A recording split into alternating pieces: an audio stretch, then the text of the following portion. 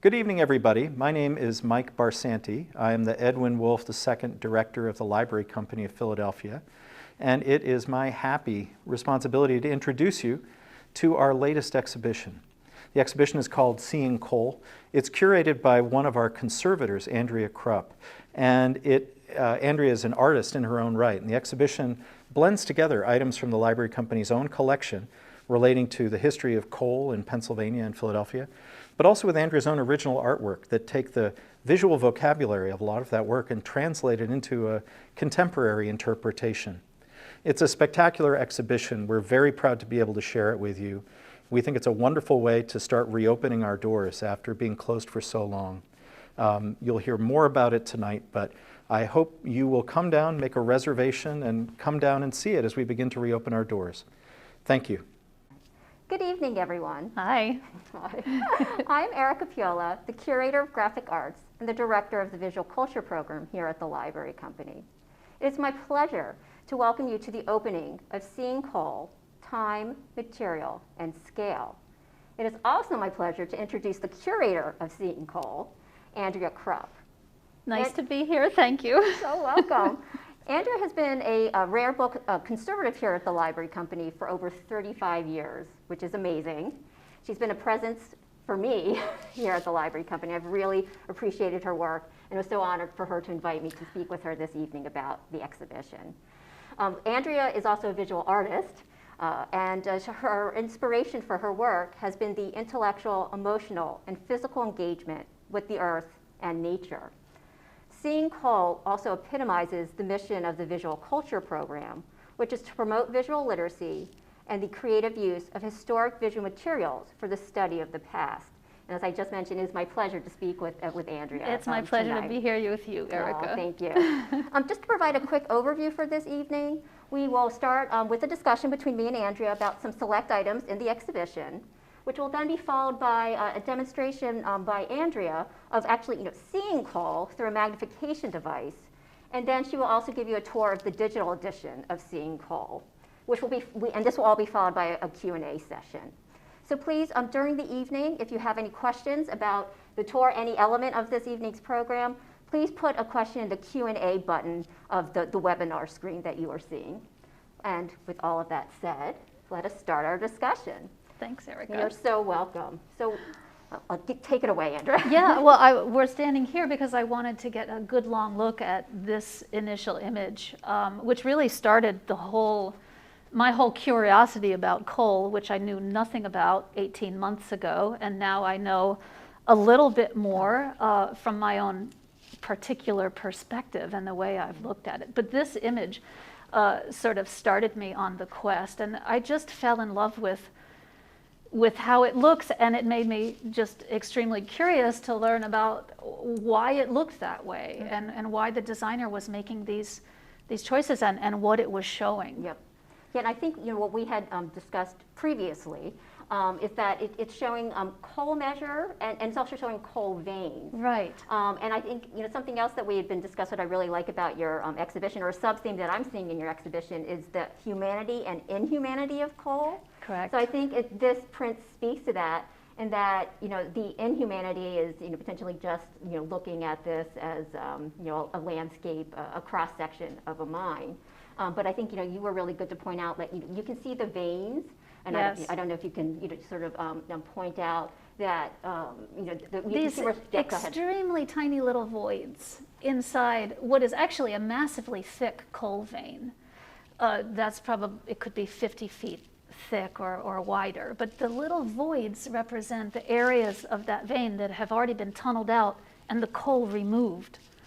So I found that really fascinating, and like Erica was saying, this points to the humanity, when in fact it actually looks like little ants digging in a a little ant hill. But in fact, these were massive mining operations over a pretty broad area.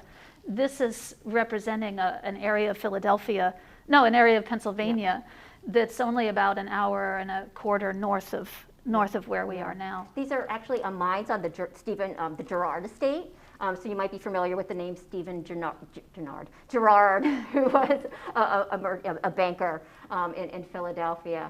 And when he died, his estate especially these mines in this estate produced, it was income production through these collieries to support the Gerard School here in Philadelphia.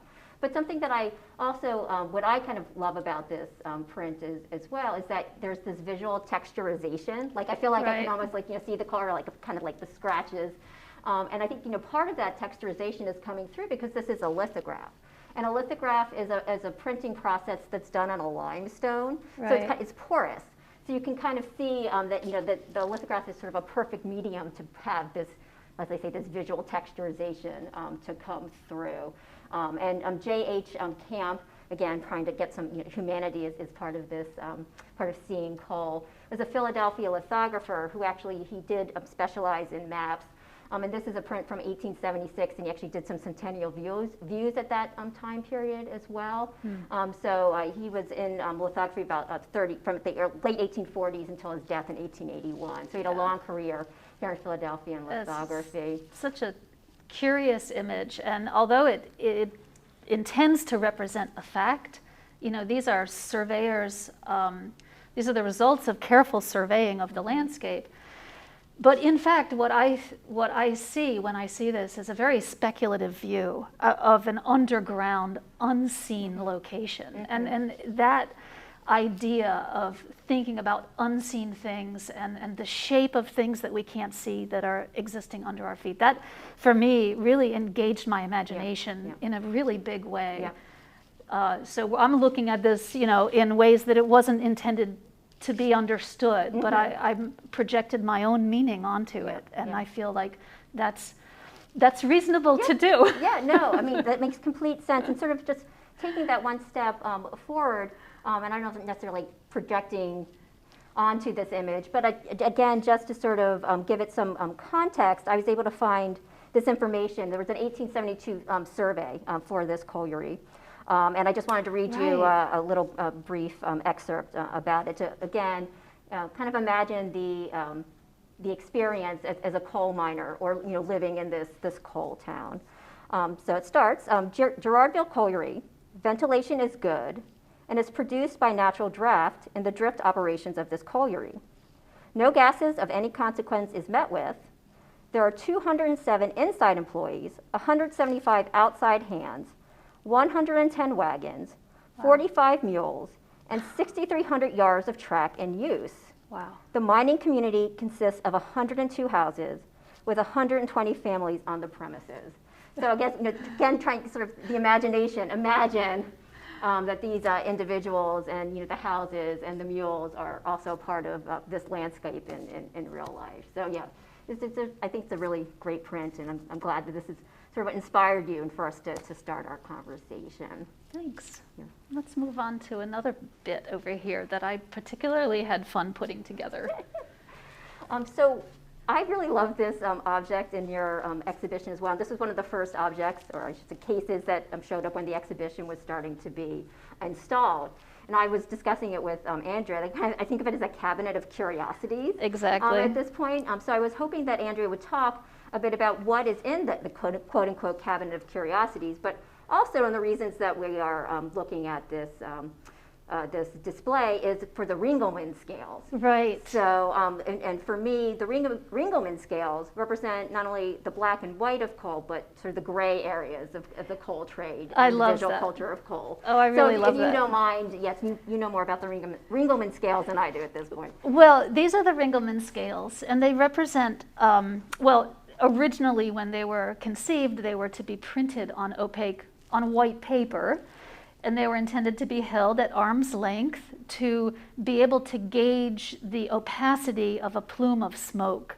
So it was intended to be sort of a regulatory control and a monitoring device. This is very low tech, but in fact, this kind of monitoring using a visual scale is still in use today.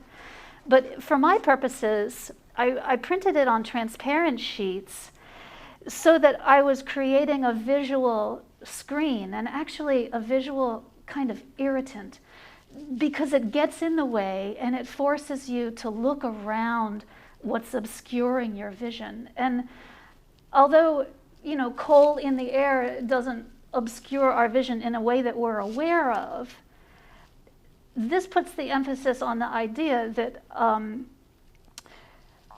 there are so many invisible effects around us that we're not aware of that exist. And so this was sort of a visual trick to remind us of how we see and the fact that we're constantly accommodating for the realities of the environment that we find ourselves in. So that was a fun thing to experiment with. And otherwise, inside the case, I have 2 different kinds of coal, a very large lump of bituminous coal from Pittsburgh, which is, when you touch it, very dusty and friable and crumbling, whereas the blocks in the front are pure anthracite coal from Pennsylvania, and those are hard.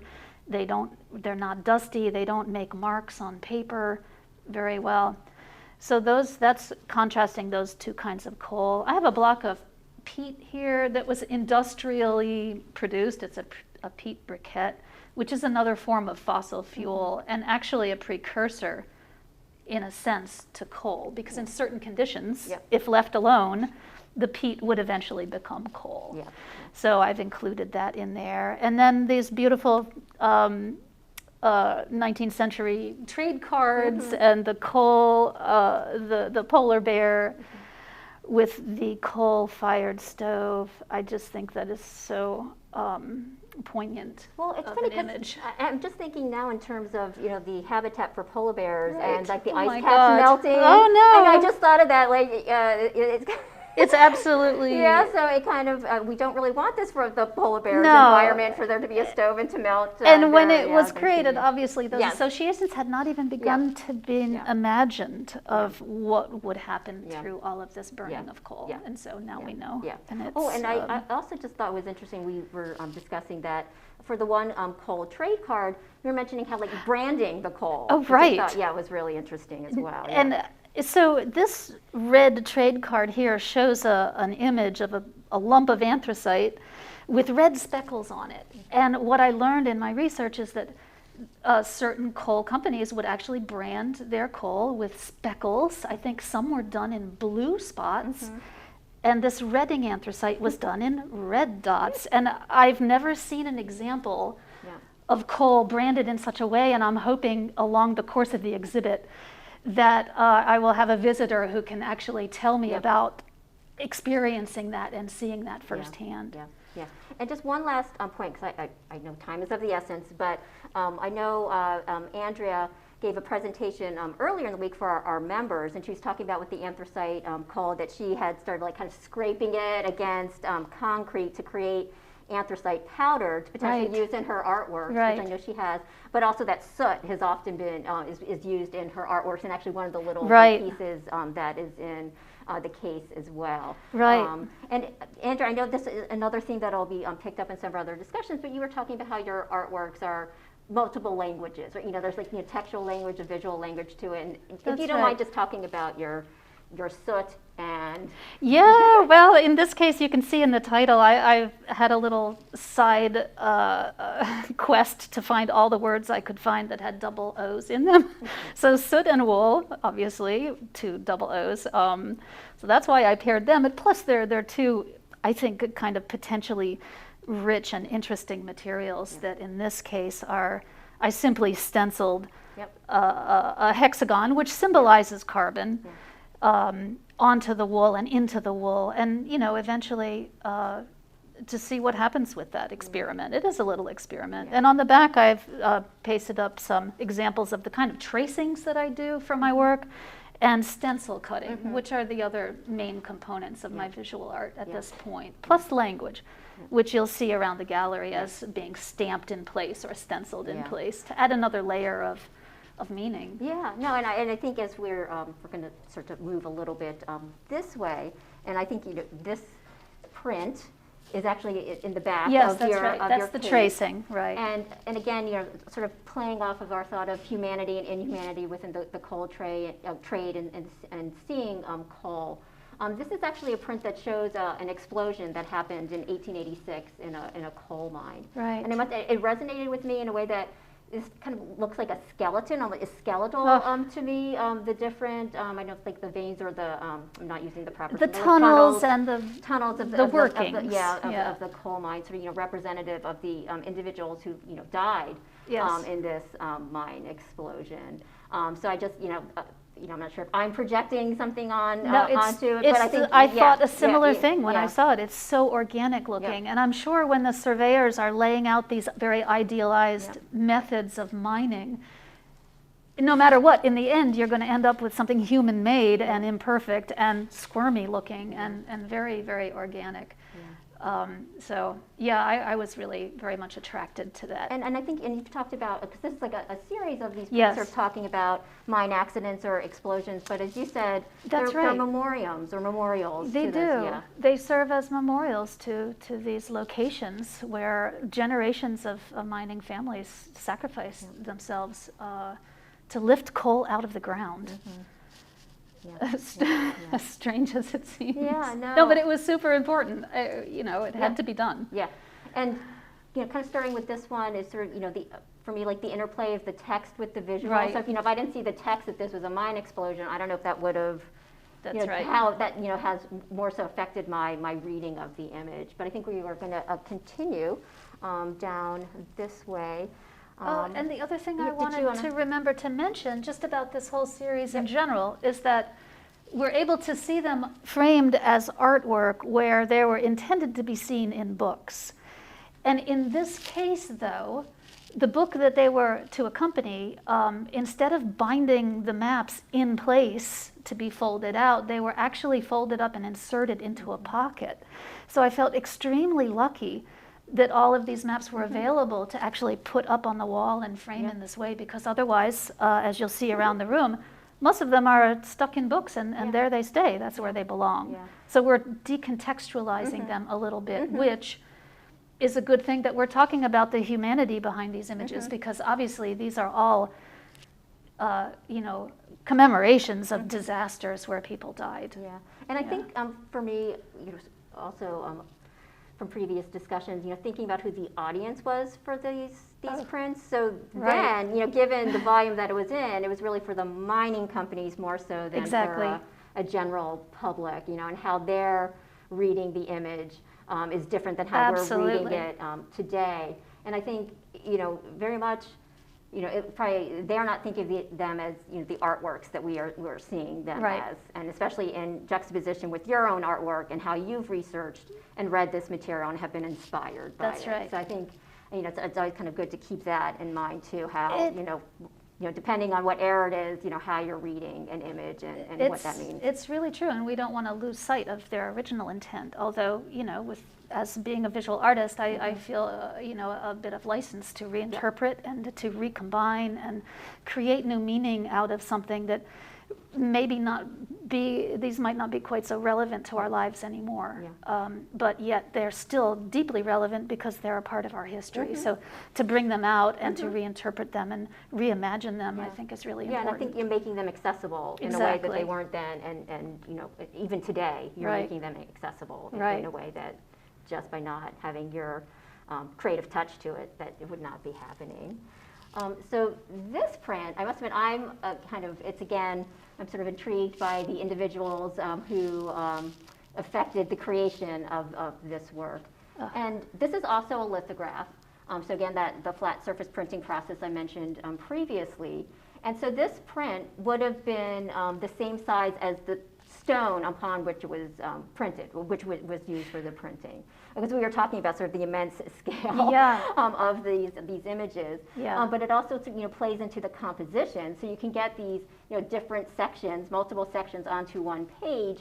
But then in conserving space or using the space in the utmost way possible, you also have this, a horizontal image. With its own title here. So you kind of, it's good that it's loose at this point so that you can sort of turn it if it wasn't trained for you to look at it. I think I also read in the production of this volume, they were talking about that they were trying to save pages. Oh, really? So that's why they also had the visual so large, because you could get these 6 sections on this one large page, as opposed to 6 pages. So this also plays into the production and the construction of this imagery. But getting back to, I just want to talk quickly about J.P. Leslie, who was a geologist from Pennsylvania. He actually left the ministry in 1852 to really focus on his survey work. He had done some survey work when he was studying to be a Presbyterian minister, but again, 1852 left the ministry. He actually was also a member of the American Philosophical Society. He was actually a librarian. I did not know this. Yes.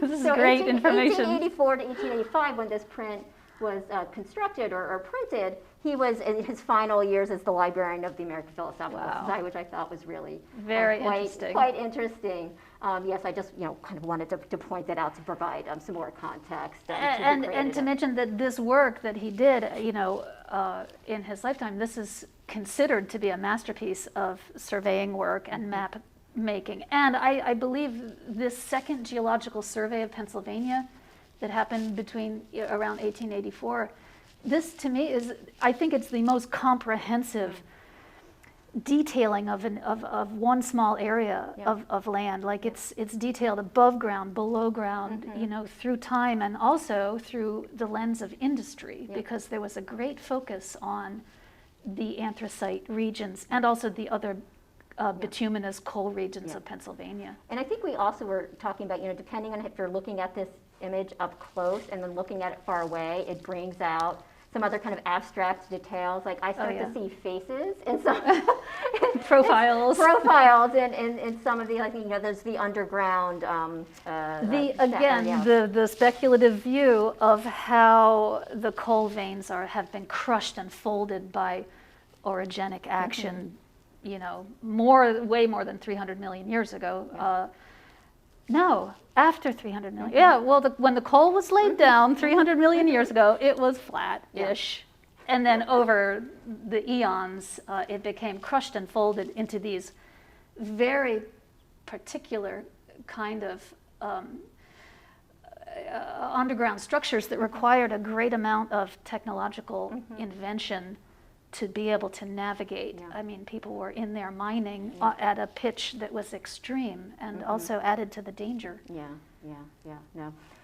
So this is a great print to sort of start us off on. That there's another print from this volume that we very much wanted to talk about. There are several sheets from the Grand Atlas, and so I think I managed to fit 5 in. Here's 2 more. This one is a table and a diagram that talks about the annual production of anthracite coal in Pennsylvania. The top of the graph starts at 1820, I believe, and the bottom of the graph goes down to about 1870. When I first saw this, I was so intrigued by the form, and something about it looked so familiar.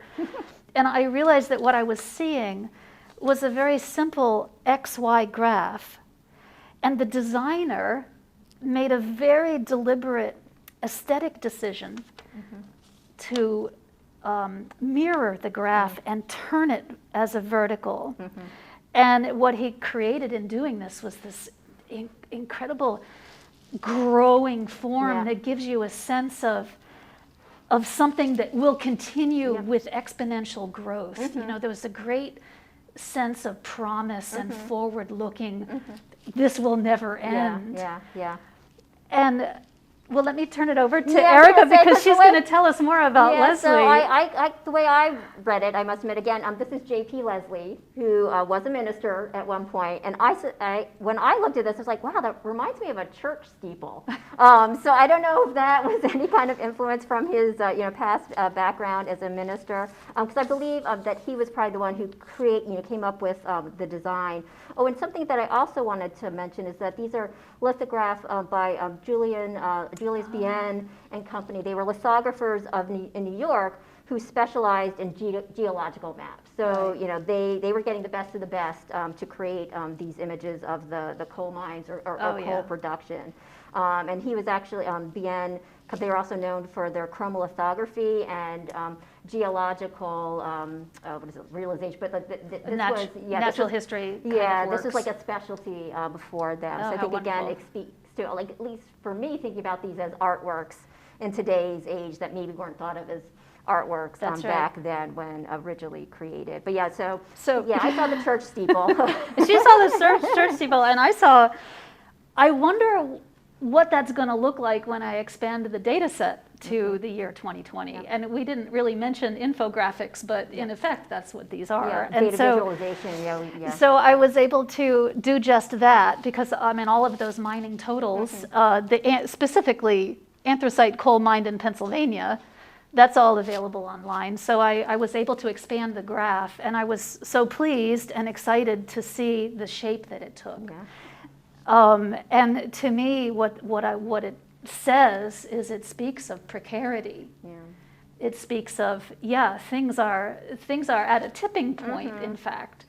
So I'm very pleased to see that, and that's the kind of, that's what you get when you follow your curiosity. Yeah. You never really know what it'll lead you to. And for me, it's sort of, again, the interplay of text and visual. Right. And again, you talking about having multiple languages in your artwork. Right. So for me, one of the quotes, the text that I appreciate, where it's in the upper right corner here, which says, "To become coal, first expire, let go of all." And so, thinking about organic matter, and we were talking about the humanity of coal, but coal is formed from organic matter. Absolutely. So in some ways, we all are going to expire. We are coal, and then we will be. So yeah, I really appreciated that aspect of this print here. So Thank you. I think we're probably getting near to the end of our time for art, and we're going to go on to have you do your demonstration of the magnification of seeing coal, which That's I think right. you will very much enjoy as well. We'll take a quick look of anthracite up close and then head over to the seeing coal online. Am I ready? Can everybody hear me? Hello, everybody. We apologize for the technical difficulties. We've had difficulty with the Wi-Fi in the gallery, so we switched to a recording that we did yesterday, and we're pivoting quickly here, and we're back to you live. It'll be more fun, and I'm going to start right away with sharing the online edition of the exhibit. I might go through it in a little more detail than I had planned to, since we're not in the gallery getting a preview there. So I'm going to go ahead and share my screen with you and launch the digital edition of Seeing Coal, which is super exciting. I've been holding myself back from sending this link. So here it is after it shares. Can everybody see that? Right. All right. Right, okay, so here's the homepage, and we scroll right down. It's a long, continuous scroll. So in this first section, and then as soon as you get to this first block here, the titles are appearing at the top of the page, so you can jump down to various sections. And all of these sections are in the exhibit in the gallery, including the introduction and this text.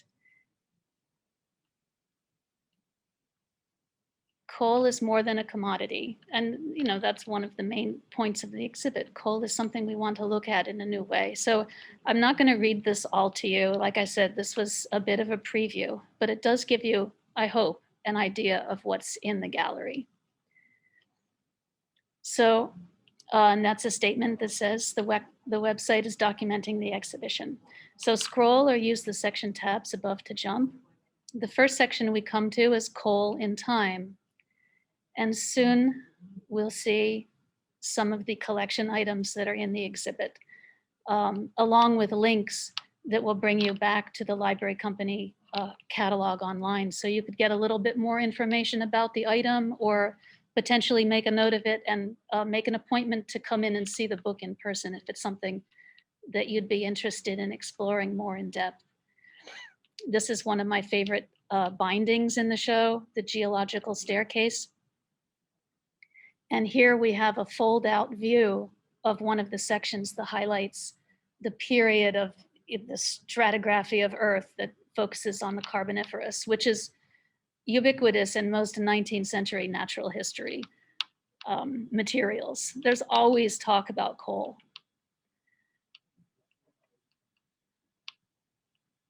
Elements of Geology, and Lyell.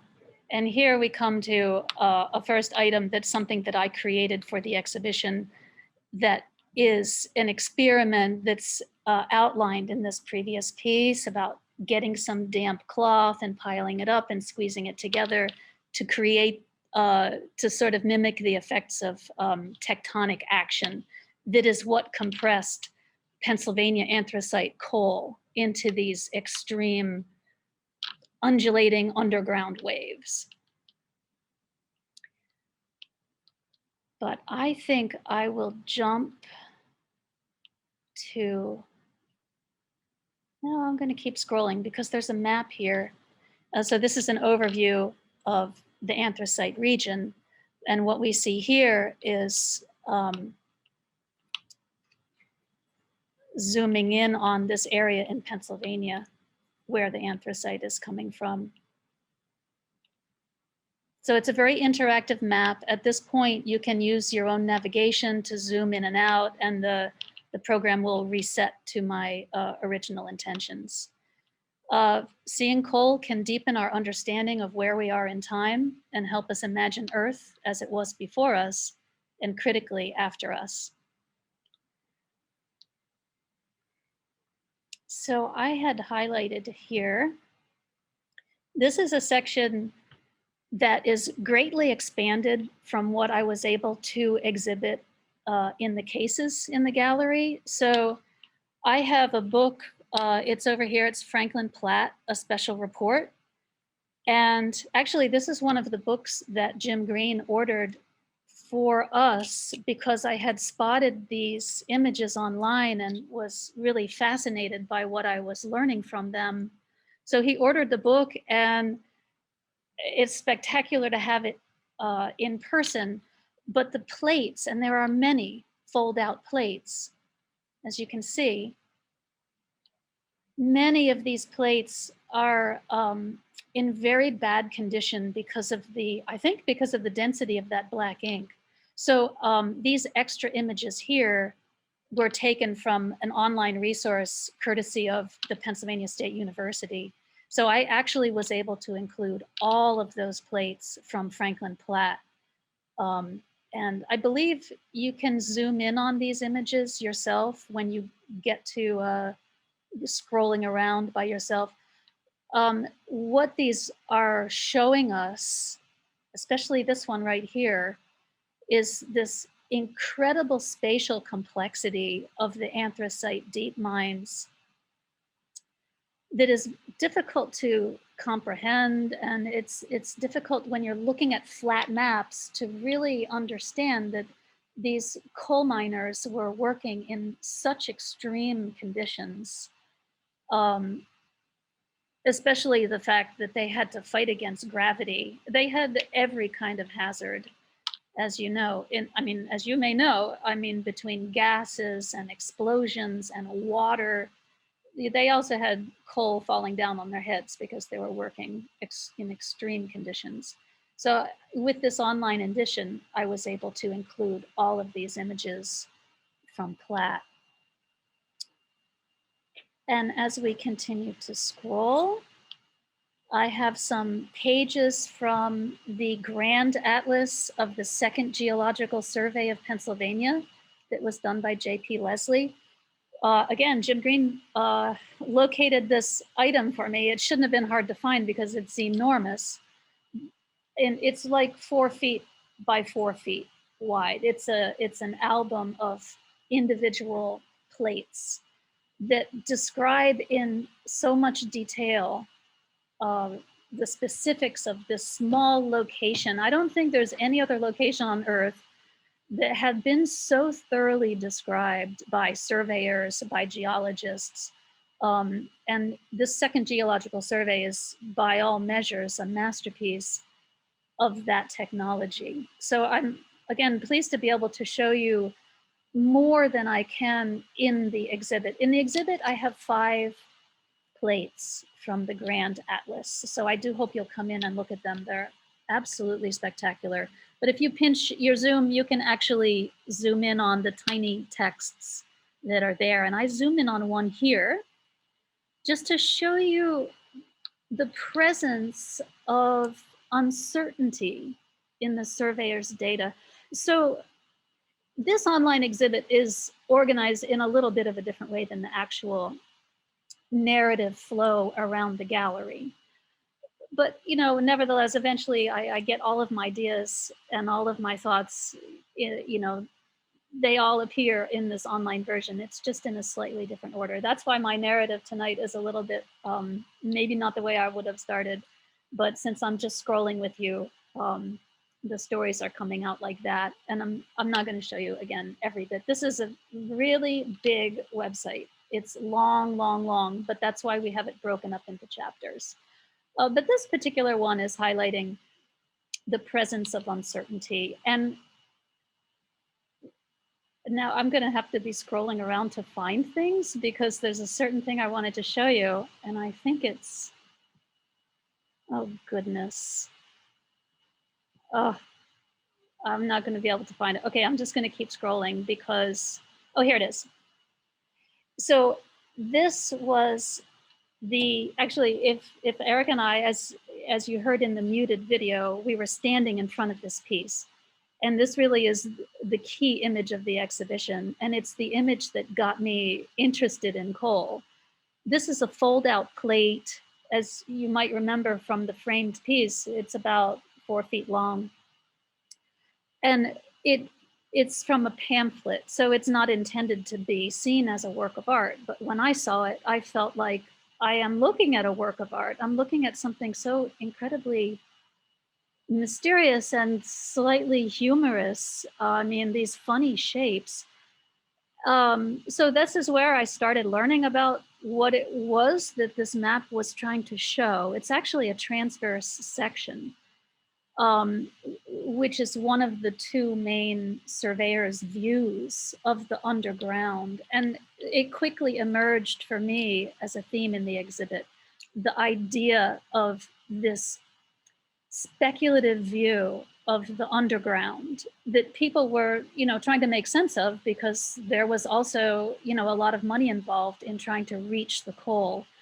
So the surveyor's job was to pinpoint as precisely as possible where the coal was and how it was moving underground in these waves that were, basically not visible. But they made their best guesses, and sometimes they were correct and sometimes they weren't. They're presented as fact.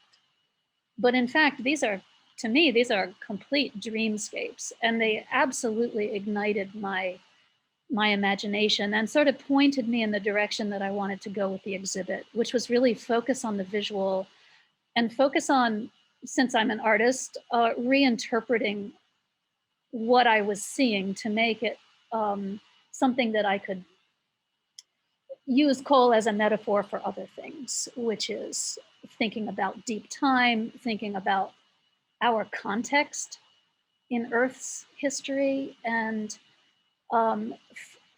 those kinds of, broadening of this understanding of where we are and how we are and why we are is the stance that we need to effectively deal with the threats that are coming. The threats, I mean, climate change and all of the other things that brings with it. The threats and losses. So yeah, I've turned coal into a carrier of poetry and metaphor. But here's a closer up view, and I'm just going to scroll down through it. And actually, I'm glad we can see this up close because even though it's turned sideways, you can see the little areas in those. So the black stripes are the coal veins, and there are many coal veins, and they're stacked up in a region underground called the coal measures. And the coal measures were deposited 300 to 320 million years ago. It wasn't laid down all at once. It was laid down, this is organic matter that lived and died 300 million years ago. And those layers between the coal veins are the intervening episodes of, 10,000 years here, 100,000 years there. But during that whole overarching period of the Pennsylvanian period, I believe, Pennsylvanian period, of the Carboniferous epoch. I'm sure I don't have my terms right there. That's what we're seeing. And so these black lines are coal veins, and some of them are enormously thick, including especially this mammoth vein here. And the surveyor has actually drawn or removed the ink in the areas where the coal has been removed because of mining. So I thought that was pretty beautiful and pretty poetic. Here's Centralia. Is that Centralia? Yeah, that's Centralia. So this is all in a region very close to us. A lot of my selections from the Grand Atlas are focusing on a region called the Panther Valley Coal Basin. And Centralia is right near there. The town of Jim Thorpe is right there. So you'll see some of these familiar names and familiar towns if you know that region at all. So that is a long piece, and that's a beautiful up-close version of it. And this section is showing some other kinds of attempts of representing invisible coal underground. And I think this is just, a really bold and graphic view of underground coal. Except in this case, it's been, it's still underground. It's just not below the water level. We'll put it that way. It's inside the mountains. And here's another beautiful one. And this shows a shaft, a very large shaft going down to reach, again, the Mammoth vein, which is, one of the primary veins of anthracite in the world. And this is, as I mentioned before, the surveyor had two main techniques. He had they had the transverse sections and they had columnar sections. And these were more like how we would see like the ice core samples, where they're drilling down into the earth and lifting up a sample so that measurements can be made as to the depths of these coal veins. And I think these are also just beautiful graphics, and they were very inspiring for me. And so I've been borrowing this language, and of course, all of these pieces combine visual information and written language, and my artwork has been echoing that for a while. So this is another way to introduce poetry and translate these technical drawings into something for another kind of use, an imaginative use. So there is another section quite prominent in the exhibit that focuses on, these are all up on the wall, annual reports of the inspectors of mines. And as I state here, the inspectors of mines were reporting on the conditions inside the mines, and these annual reports came out full of diagrams and drawings of locations inside the mines where disasters had happened and people had died. One statistic measures the number of miners killed per 1,000 tons of coal displaced. So it's a little shocking when you think about it, and when you dive into these inspectors of mines reports, it really puts you there to understand the kind of hardships that miners had to endure. But on the other hand, we're looking at these also as graphics, as kind of emotional carriers, right? So this, even though we don't know exactly what happened or even what it conveys, we can see this sort of organic quality that makes you wonder what it is that you're looking at. And so the hope is that we all lean in and do some learning because we're attracted by the visuals to learn more. So this shows the site of an accident, and here's a little key that shows who was standing where. And I have a series of these in frames on the wall. I felt really lucky when I was going through these mine inspectors reports, which we have several of from about, from the 1870s up to the 1890s. Many of them are full of illustrations, but there was one particular volume that had pockets created inside the front and back covers that held these folded up maps instead of being bound into the book and basically, not available for hanging on the wall. I felt really lucky to have a supply of images to choose from that had never been bound into the book. So I was able to flatten them out, do some repairs and get them in the frame. Not me, actually. This would be Jennifer and Alice, my partners in the conservation department. So this will give you a taste of that section. Okay, here we are back to my asterisk. So I'm going to jump over that. And I'm going to jump to coal displaced. I need someone to tell me also how long I can keep doing this. So I think I started to mention the coal breakers. Okay, I'd say I have 10 minutes left, so I'm not going to go too fast. There's a lot more to see in this website. This is another one of those folded up plates. Actually, this was from Franklin Platt, I think. I thought I had a note. I have to. Yeah, it is. This is something from Platt. So this was in terrible. This is in a terrible state of condition. It required a lot of repairing, and it's in a case, in an exhibit case, so you can really see it up close. But it's a spectacularly detailed, kind of architectural plan and plat of this very complicated machine called a coal breaker.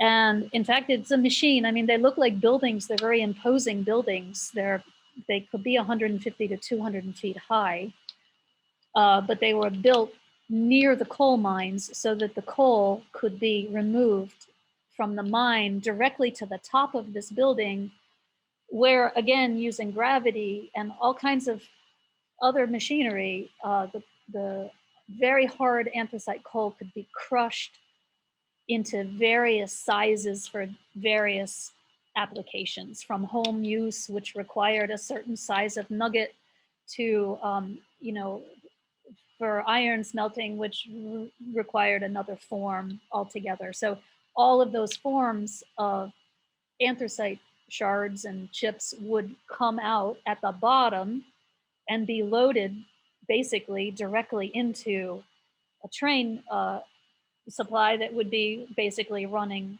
right next to the coal breaker. So it's like this trinity of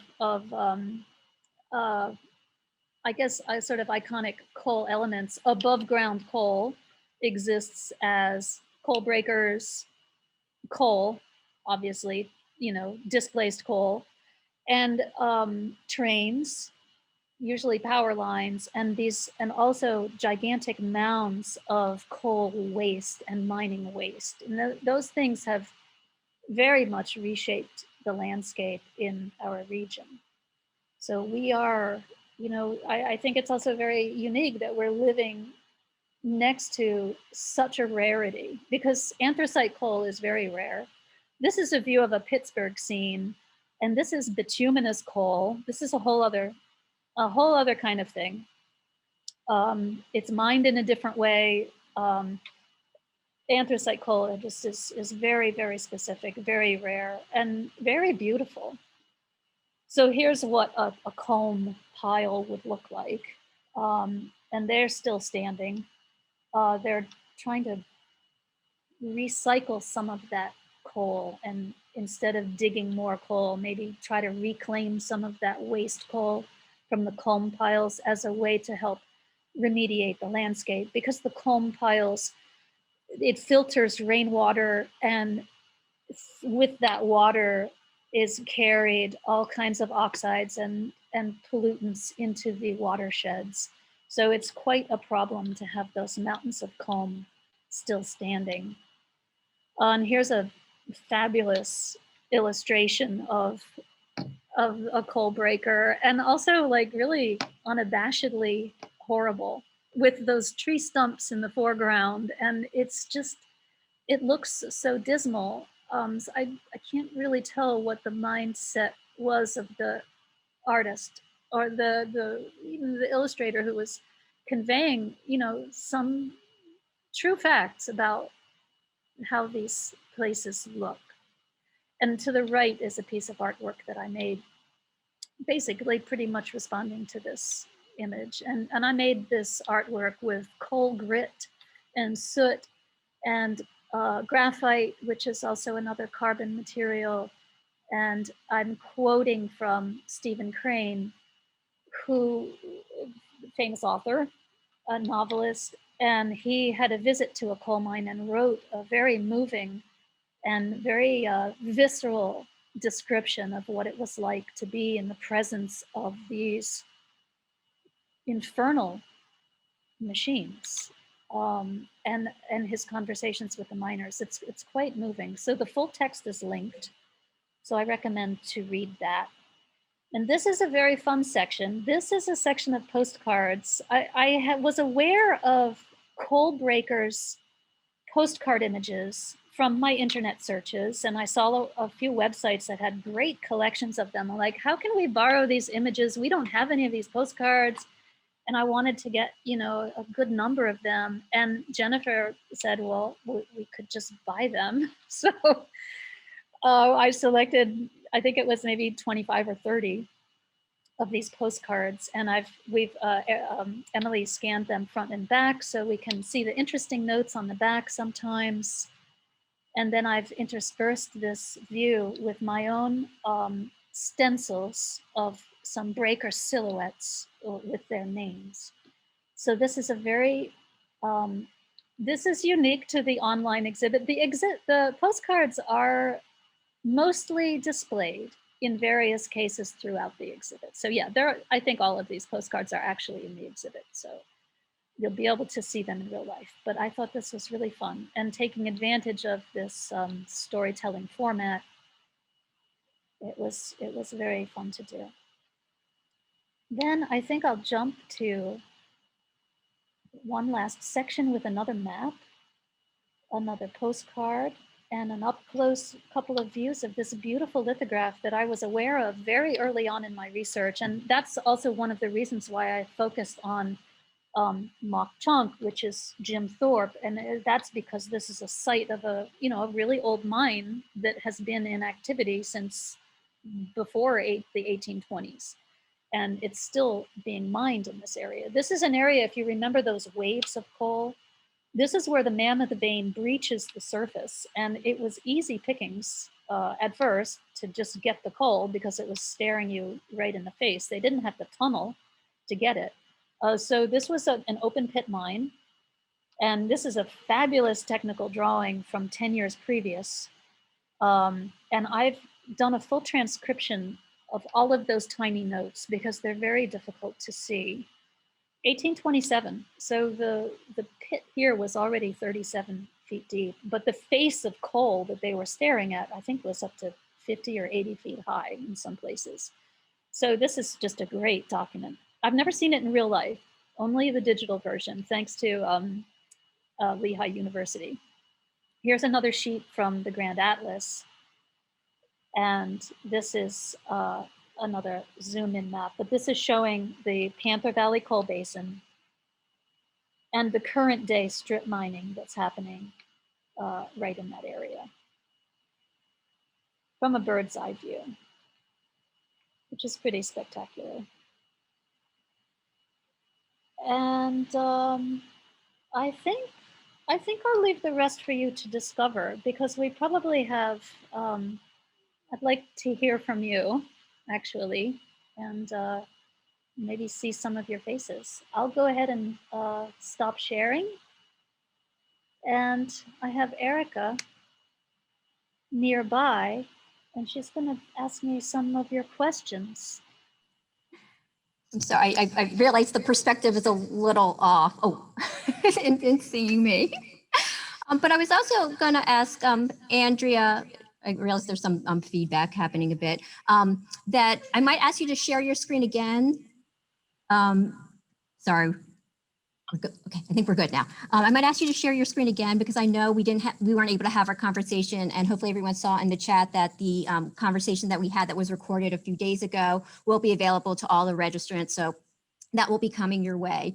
But I kind of wanted to ask a couple of questions, if you don't mind. Yeah, and then we'll get to some of the questions that have been provided in the Q&A, and that might spur some others as well. Yeah, again, forgive my perspective.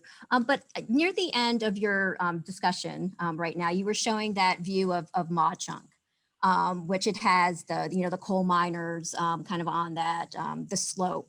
And I think if you remember when we were discussing, and I must have missed a little bit of the beginning of your tour of the digital tour because I was getting myself situated here, but talking about the inhumanity and the humanity of coal that's being seen in the materials in your exhibition, especially the historical materials. So for that print, the reason I'm talking about inhumanity and humanity, I must admit those coal miners, the human element of the coal industry, and you could also say the human element is the organic matter that is creating the coal. And I kind of felt it in that image, it almost looks like they are the organic matter that is creating the coal on the side of the hill there. Yeah, so I mean, and again, like I think I can share or if you don't mind, if it would help you to share the screen and show that image again to sort of respond to my, looking at that piece.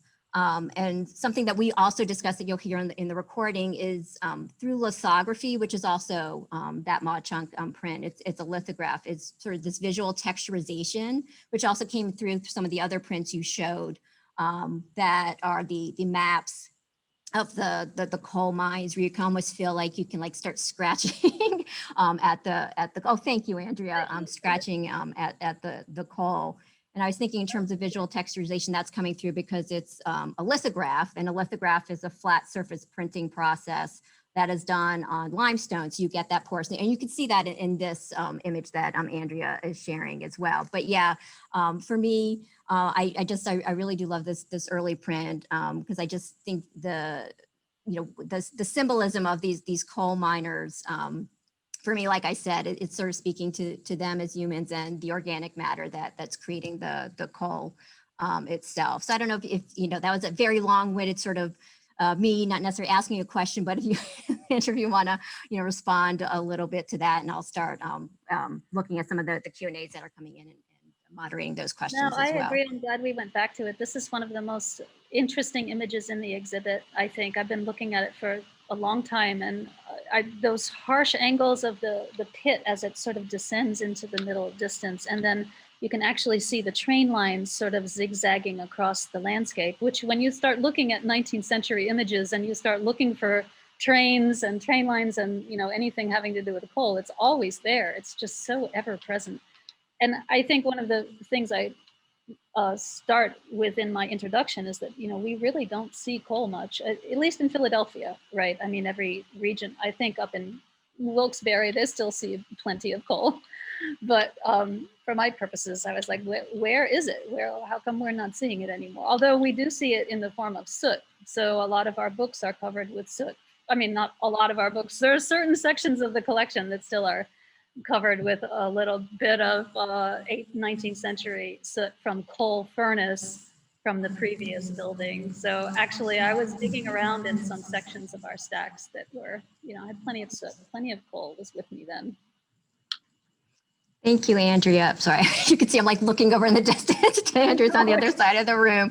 So let me ask a couple questions that have come in through the Q&A. And so two are sort of related. And you possibly have the answer. You might want to pivot on this. It's where is anthracite found elsewhere in the world, if you have that answer?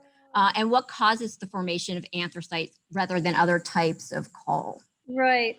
That's a great question. I can answer the second half, I think, although I'm by no means any kind of an expert on this. But coal moves through ranks of purity, or it moves up into higher and higher densities of carbon as it evolves through the millions of years. So this anthracite region these coal measures were laid down, as I said, 300 million to 320 million years ago. There's other regions that have coal from a different period that are like maybe 60 million years old. So from my understanding is that the anthracite was created because of the tectonic action that subjected that organic matter to intense pressure and heat over long periods of time. So it wasn't just the weight of, the intervening years, it was the crushing of the land by the Earth's tectonic actions that crushed the land and formed the land. And it was that crushing that basically, in my understanding, drove everything out of that material until all that was left was carbon. And our anthracite in Pennsylvania is between 93 and 98% carbon. So it's basically pure carbon. Bituminous coals and the precursor of those materials would even be peat. So you start with peat, it gets buried and crushed and aged, and it becomes higher and higher. More and more materials get driven out, and the concentration of coal becomes higher and higher. Where else this happens in the world, I am not sure. There are a couple of other important anthracite regions, but I don't think any of them are as important as the Pennsylvania anthracite. And for that reason, that it's given its name to this stratigraphy of that period, the Pennsylvanian period, because of this iconic material that is evident, that is proof of, this, of that. It's a marker for that time. So in our region, it is something to be, I think, protective of and proud of. So, of course, the culture that grew out around the mining of it is a very particular and interesting technology and culture that's ending now. So there's a lot to be lost in that kind of intimate knowing of a deep coal place, a place that is not for humans. And yet generations of people had some relationship with that underground coal. And those are the kinds of things that make me feel like there is so much there's so much to investigate with this material. I feel very drawn to it. Thank you, Andrea. And I must admit, several questions have come in. So I think we have about another 10 minutes or so for Andrea to respond. So I'll try to get to all of them, but if I don't, forgive me. But we can also, take down these questions and answer them. And Andrea can possibly answer them after this. I'll try. And yeah, I wish I could be interacting with you right now. All of you face to face and hearing your stories about coal. So during the run of the show, there will be other opportunities, I hope, to get together. Yeah. So a few more questions. In the materials you showed, particularly the depths to tons mined figures, was there any reference to the human cost or questioning whether less coal should be mined? Or was coal viewed as the only route to 19th century US industrial development? Yeah, I think it was the cost that was born. I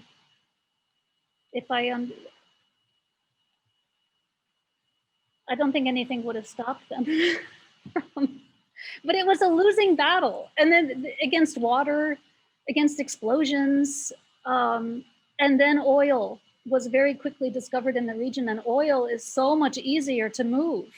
It moves itself. So, it was written early on that this couldn't go on for too long, and it was incredibly expensive, incredibly costly to human life and human health. And nevertheless, they kept it going as long as they could. And as we know, there's still coal being lifted from underground. And of course, one of the main points of the exhibit and that I've been thinking about is that coal is doing spectacular work underground. Coal has a function to perform, and that is sequestering carbon. Coal should not be above ground. And so we need to envision coal underground and understand what it does there and appreciate the work that it's doing. Of course, this is not trying even in the least to get into the heads of, 19th century industry. I don't think until oil really started to flow and the mines were too expensive to drain because of the constant influx of water, there was no, it was written, but they went as long as they could. Thanks, Andrea. So I'm going to try and combine a couple questions sort of, to make the most of our time. So there was a question about if you could tell us more about your artistic practice and do you typically address environmental aspects? How did you come to the subject of coal specifically? And then there's a little note, apologies if you already mentioned this in the recording. And there was a similar question to ask about, your inspiration, how you got interested in coal and, why you wanted to do an exhibition about it.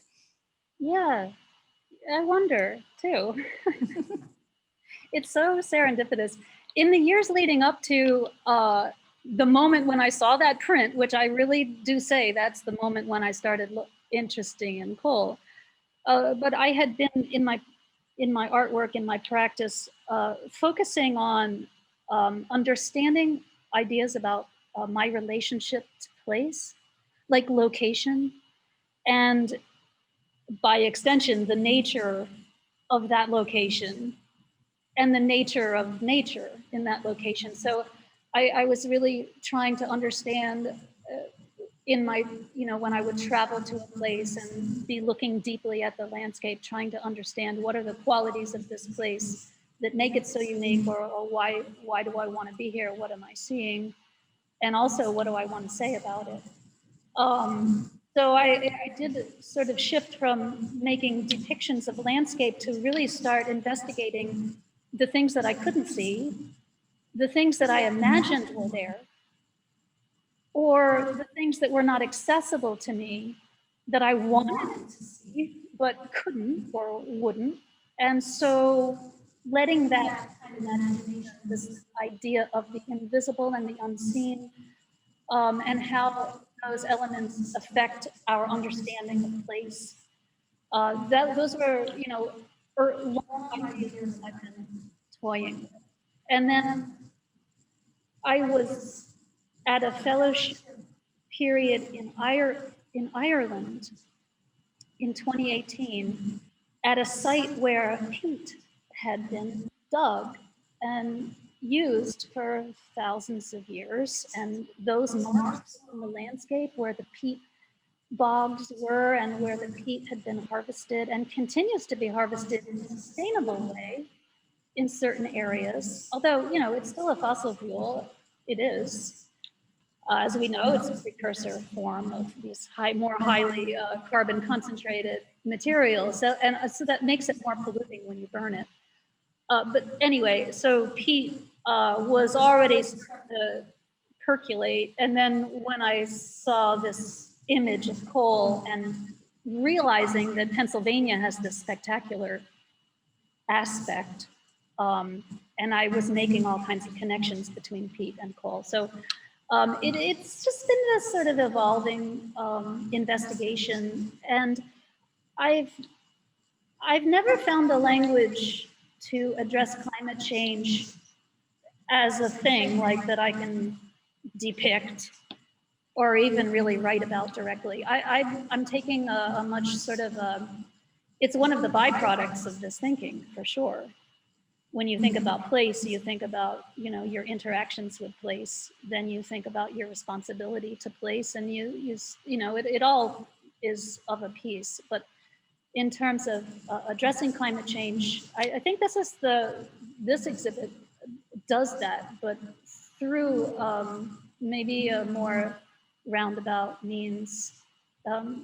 Yeah, this exhibit too is a departure in a way. I mean, I created artwork specifically to accompany the exhibit. There's a very big piece on the wall in there that I hope you'll all see. I didn't scroll through it on the online exhibit, but you'll see it when you go through there. So this was really a first chance for me to make artwork in direct response to historical materials. And I think this is a very rich path for me to continue to go on. I'm very comfortable in those 19th century aesthetics and languages that are, fascinating to me. The vocabulary of coal is just really interesting. So there are so many angles to come at it from. And then, it can serve the purpose of making us more responsible citizens and more responsible caretakers. Great, thank you again, Andrea. Keep saying thank you. So I have a comment that I think that can work with a question that has also been asked as well. Dan Rottenberg is one of our attendees, and he actually has written a book about coal. And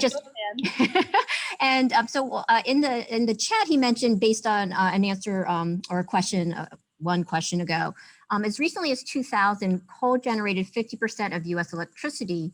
Even today, it generates about 1/3. Ask yourself how you'd like to live without electricity, and you'll understand why the human cost of coal was justified. And then it kind of corresponds to a question about, we don't see anthracite explicitly in Philadelphia, but can't we see the wealth extracted from the region materialize in Philadelphia? Absolutely. The Girard Trust, Ritz-Carlton, the Reading Terminal Market. What else in the city was funded by the coal companies and investors?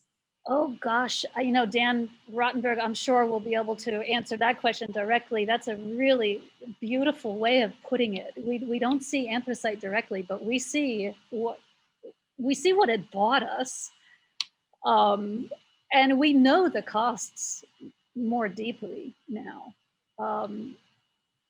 So those are both really very interesting points, really beautiful points. As far as what else, coal, well, without coal, we wouldn't really be here. That's absolutely for sure. Trains, iron, it's the trinity of iron and coal, and I don't know what the third part is. They go all hand in hand. It was such a confluence, and it was such an interesting confluence right here in this area. So a lot of history. I would love to see more fellows researching this at the library company, and I would like to see more investigation into how our materials can illuminate those exact questions, how we got here today. And like I said, if you look in any 19th century publication, in one way or another, coal is going to be a part of that story. Oh, I'm sorry, I felt like I interrupted you 3 times, Andrea, and like, okay, Andrea, she's done. So a couple more questions. We still have time for a couple more questions, I think, or at least one more question. And there's a question about, did you include mine maps in the exhibition? And I'll tag that on to, is there still mining? Was a question as well. Is there still mining? There's no more active deep mines that I know of in Pennsylvania, but there are surface mines going on. There's surface mining. And what was the first part there? Did you include mine maps in the exhibition? Oh yeah, oh gosh, I went on this whole tangent. There's a fabulous online resource for historic mine maps that have all been up. Well, not all of them have been digitized, but they're working on it. And my friends at EPCAMR, and I know there's a couple in the audience tonight, I was in conversation with them about those mine maps because I wanted to find a way to use them to help visualize these spatial complexities. And these mines were complex and vast, and miles of them underground. So I don't think we have any real mine maps here in the collection, but there's a lot of resources online, and I looked at a lot of them. And it made me interested in learning more about how to work maps online and maybe do a little bit of studying into GIS. And I was talking to Erica's husband about that, because I think there's a lot there in terms of visualization and helping us understand those underground spaces that now none of us belong to, and very few of us will experience. And those mine maps are not even legible or comprehensible to most people anymore. And so it's a fountain of embodied cultural knowledge that really ought to be respected and not let disappear. Even though we're not using them for mining, there are other, they're very important, because I know that the people at EPCAMR, which I'm sorry, I'm not even going to be able to tell Bobby, if you're listening, just tell us what EPCAMR stands for, but it's mine reclamation. It's abandoned mine reclamation. But they are very much using those historic underground mine maps to locate the voids underground that are now filling with water. So these mines that are abandoned are flooded, and they're affecting local watersheds, along with water that percolates through the culm. The water is filling in the voids of the old mines, and by mapping and creating, 3D images of these spaces, they've actually created a beautiful 3D map of a certain region. They're able to actually calculate how much water is being held as a kind of a reserve, as possibly a future resource. And then they're also keeping a close eye on the outlets where that water is being discharged into the landscape. And you've seen those red rivers or images of horribly polluted streams. That's red iron oxide, and that's coming from discharge from the abandoned deep anthracite mines. Yeah, they're doing amazing work up there to reclaim and to remediate the watershed. So I think I'll ask one last question. I know it's about 6:31 at this point, but I think it's a question that also there was a comment that came in through the Q&A, which I think they work together, and almost sort of the comment answers the question. But there was a question about, is some coal cleaner as a fuel source? And then we also had a comment that came in. It's in the early 20th century, Philadelphia and New York have municipal ordinances requiring the consumption of anthracite in lieu of bituminous coal because the smoke was cleaner. This might be an interesting avenue for exploring an early urban environmental sensibility. Yeah, I mean, there was a huge difference between living in Pittsburgh and living in Philadelphia. And that was because of the coal that they burned. And in Philadelphia, we burned clean coal, and in Pittsburgh they burned dirty coal, and it was a plague. I think Philadelphia was probably also pretty dirty and polluted, but compared to the people who were in the bituminous regions, we had it a little easier. But I don't think any of these coals are clean, and they're certainly not. They're in no way renewable.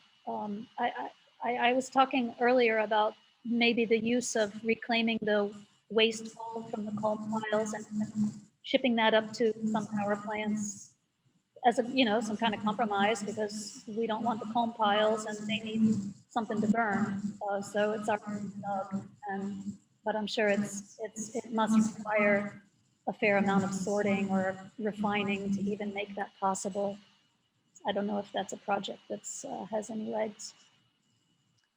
So I think we have to end our Q&A there, but I just want to thank you so much, Andrea, for your pivoting for this evening. And I'm so sorry that we couldn't have our conversation, but I'm glad to know that the recording is going to be shared with all the attendees, as I've mentioned.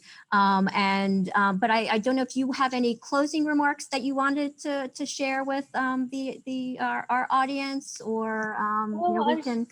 There's so much to say. I'm so happy to have had the opportunity to say a few things, and I really appreciate your questions and your patience and your forbearance while we sorted out our technical difficulties. And it worked out okay, because I like to talk anyway. And like I said, there's so much to say. I feel like there's probably a lot I should have said but didn't. And so that just makes me want to see you in person, and we can have some more focused conversations in person in the gallery. I have high hope that, as COVID comes under control, we'll have a little more flexibility with how many people are in the gallery. We'll see how that evolves. Keep your eye on that, because I'm sure that will be changing. But for now, it's simple enough to just make a phone call or an email, and Katie will set you up with a time. And if you like to, I'm looking at her calendar, so if I know you're coming, I'm probably going to try to find you. But anyway, I do hope to see you at one of the upcoming events. I'm doing, office hours on Mondays. So just look at the calendar and make your way over and enjoy the exhibit in person. And please explore the online digital, because it's quite extensive, and we all work very hard on getting that together. So I'm so glad it was ready.